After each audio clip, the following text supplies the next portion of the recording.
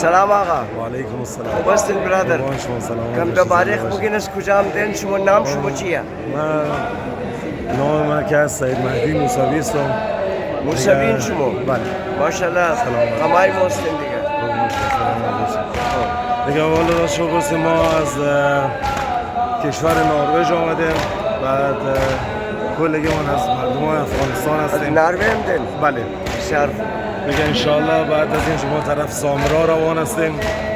انشالله بریم کابوس آقا امام حسین عسکری علیه السلام و بعدش هم انشالله کابوس آقا امیر المؤمنین مولای جانان علی علیه السلام و بعدش انشالله در روز شهادت آقا رسول الله در مدینه. نام شما آقا؟ نام شما؟ من نام سید مهدی. سید مهدی. بسیار خوب خوانداری کردین شما. آجان بسیار خوب خوانداری کردین. خدای شما سلامت باشه. این ملت اهل بیت بخش صدام گرفته دیگه. آب سردی کارار داره دیگه. جور باشه.